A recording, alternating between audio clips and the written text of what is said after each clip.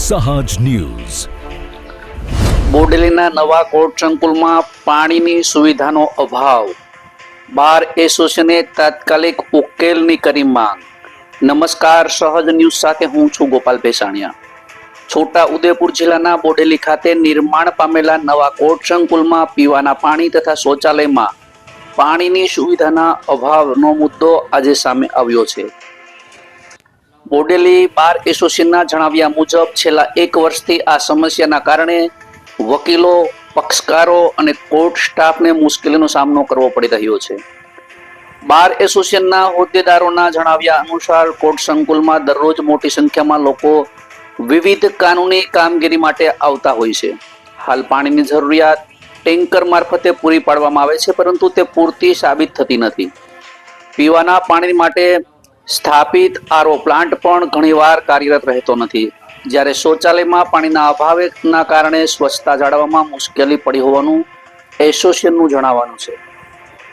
બાર એસોસિએશને દાવો કર્યો છે કે આ મુદ્દે સંબંધિત વિભાગો સમક્ષ અગાઉ પણ અનેક વખત લેખિત અને મૌખિક રજૂઆતો કરવામાં આવી છે, પરંતુ હજુ સુધી કાયમી ઉકેલ આવ્યો નથી. આ અંગે બાર એસોસિએશને ચેતવણી આપી છે કે જો આગામી 7 દિવસમાં પાણીની સમસ્યાનો ઉકેલ નહીં આવે તો પ્રથમ તબક્કામાં બોડેલી ખાતે ઉપવાસ, પ્રતિક ઉપવાસ, ત્યારબાદ જિલ્લા કોર્ટ ખાતે ધરણા અને તેમ જરૂર જણાય તો ઉચ્ચ કક્ષાએ રજૂઆત સહિતના આંદોલન કાર્યક્રમો કરવામાં આવશે. આ મુદ્દે સંબંધિત અધિકારી અથવા જવાબદાર તંત્રનો સત્તાવાર પ્રતિભાવ મળવાનો બાકી છે.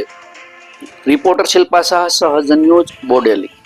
બોડેલી ન્યાય મંદિર ખાતે છેલ્લા જ્યારથી કોર્ટ ખુલી ત્યારથી બોડેલી કોર્ટમાં પાણીની એક ગંભીર પ્રશ્ન છે. વકીલશ્રીઓની નજીકમાં ઓફિસ છે, એટલે એ કદાચ એમની ઓફિસે જઈને પણ પોતાનું એ કાર્ય બતાવે, પરંતુ અહીંયા બોડી સંખ્યામાં પક્ષકારો આવે છે, સ્ત્રીઓ પણ આવે છે, શૌચાલયની વ્યવસ્થા છે.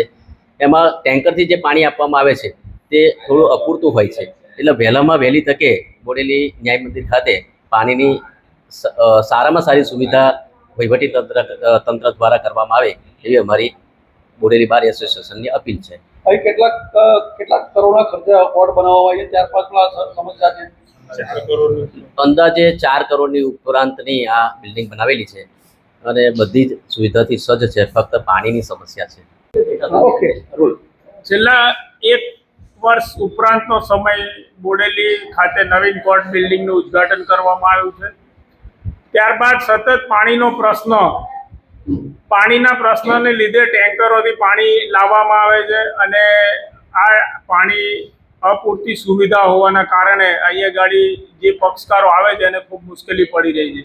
સાથે વકીલશ્રીઓને પણ મુશ્કેલી પડી રહી છે. 4 કોર્ટો આવેલી છે. આ સતત માંગણી માટે નામદાર જ્યુડિશિયલ ઓફિસરશ્રીઓએ પણ વહીવટી તંત્ર છોટાઉદેપુર સાથે સતત મિટિંગો અને વાટાઘાટો કરેલી છે. ત્યારબાદ બોડેલી સ્થાનિક તંત્ર સાથે પણ સતત વાટાઘાટો પાણીના નિકાલ માટે કરવામાં ખૂબ વિનંતી કરેલી છે. તેમ છતાં આજ દિન સુધી આ પ્રશ્ન સોલ્વ કરવામાં છોટાઉદેપુર જિલ્લા વહીવટી તંત્ર નિષ્ફળ ગયેલું છે. આ પાણીના પ્રશ્નને લઈ અમે બોડેલી બાર એસોસિએશન દ્વારા નક્કી કરવામાં આવ્યું છે કે બોડેલી નગરપાલિકાની ઓફિસે એક દિવસ પ્રતિક ઉપવાસ કરવામાં આવશે.